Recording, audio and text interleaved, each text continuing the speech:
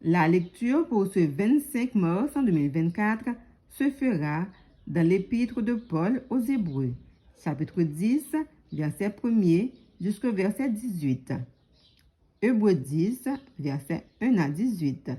Je lis pour vous.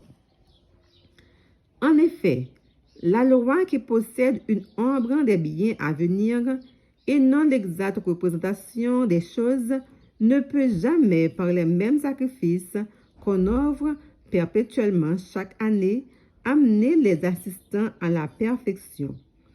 Autrement, n'aurait-on pas cessé de les offrir, parce que ceux qui rendent ce culte, étant une fois purifiés, n'auraient plus eu aucune conscience de leurs péchés.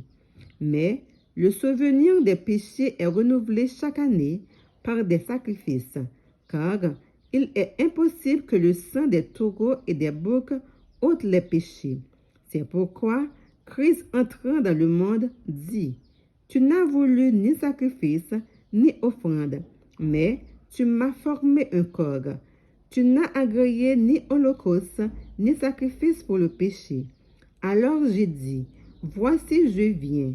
Dans le rouleau du livre, il est question de moi, pour faire, ô Dieu, ta volonté. Après avoir dit d'abord: tu n'as voulu et tu n'as agréé ni sacrifice, ni offrande, ni holocauste, ni sacrifice pour le péché, ce qu'on offre selon la loi. Il dit ensuite: voici, je viens pour faire ta volonté.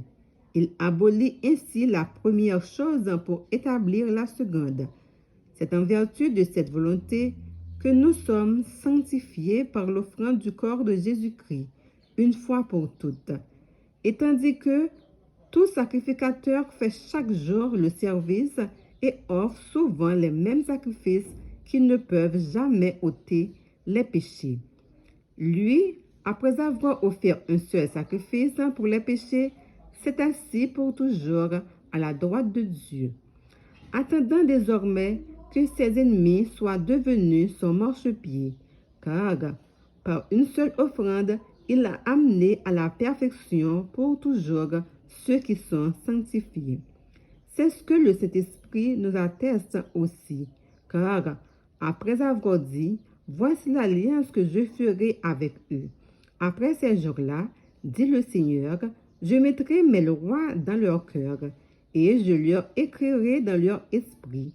Il ajoute: et je ne me souviendrai plus de leurs péchés ni de leur iniquité.